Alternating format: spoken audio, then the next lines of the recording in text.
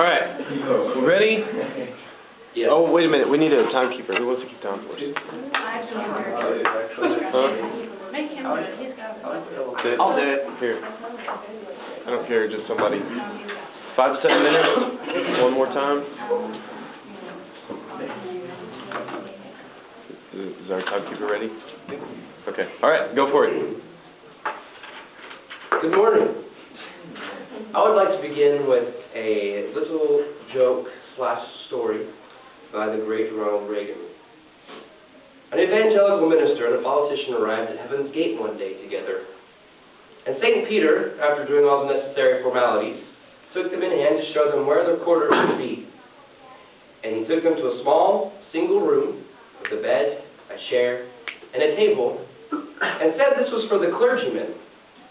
And the politician was a little worried about what might be in store for him. And he couldn't believe it when St. Peter stopped in front of a beautiful mansion with lovely grounds, many servants, and told him that these would be his quarters. And he couldn't help but ask, "But wait, how? There's something wrong. How did I get this mansion while that good and holy man only gets a single room?" And St. Peter said, "You have to understand how things are up here. You've got thousands and thousands of clergy. You're the first politician who made it." That is taken from Ronald Reagan's speech entitled by most people as his Evil Empire speech. In this speech, it is important to know when and where it was done, who the audience was he was speaking to, what it was about, and what the other purpose may have been other than the overall theme of the speech. To begin with, the speech was given in Orlando, Florida on March 8, 1983. It was delivered to the National Association of Evangelicals. Going on to his audience, again, as I stated, his audience, physical audience there was the National Association of Evangelicals.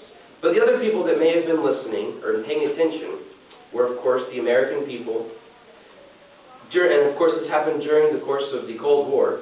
So, Gorbachev, anyone who was oppressed at this point by Gorbachev, and other people who were other countries who were possibly looking at Ronald Reagan.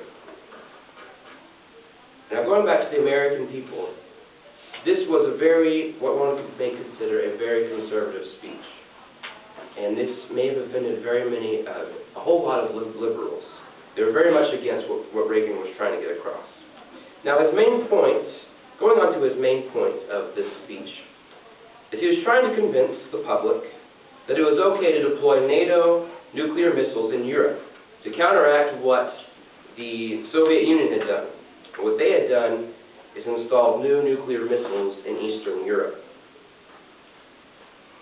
And so his main purpose was trying to convince the public, including the liberals, including the whole American people, that it was okay to go ahead and add nuclear missiles in Western Europe to counteract this. Not necessarily to actually launch them, but just to show the Soviet Union that we weren't afraid to fight. The Soviet Union was what Ronald Reagan entitled the Evil Empire, and that's where the name of the speech comes from. Now, although this was the main point of the speech, there were some other underlying themes that we should look at. It was also about moral values. And according to MilestoneDocuments.com, it was particularly about how these moral values underlay American democracy and how political disagreements were often at bottom moral conflicts. As an example, a political conflict, for example, would be abortion. One example would be in most cases, Democrats may be for abortion and Republicans would be against it. but underlying, other than just simply it being a political conflict, it does go down to the moral aspect of it.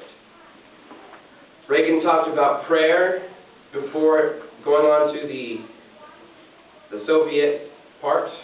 He also talked about abortion as well.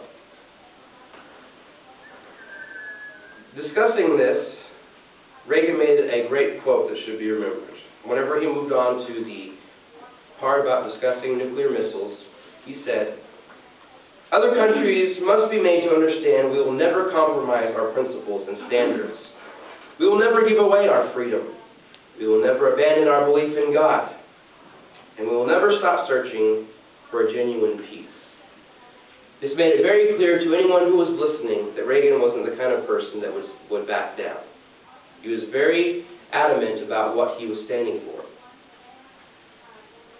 In closing, Reagan went on to quote C.S. Lewis. He said, from C.S. Lewis, from the Screwtape Letters, he said, "The greatest evil is not done now in those sordid dens of crime that Dickens loved to paint. It is not even done in concentration camps and labor camps. In those we see its final result.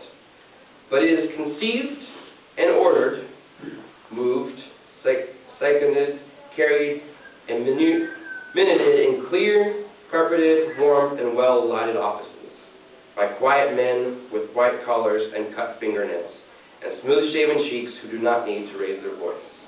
He quoted C.S. Lewis to show everyone that it wasn't just the evil people like the Soviets in broad daylight that are evil, but there's also the underlying people such as thinking of abortion and trying to outlaw prayer, that kind of thing.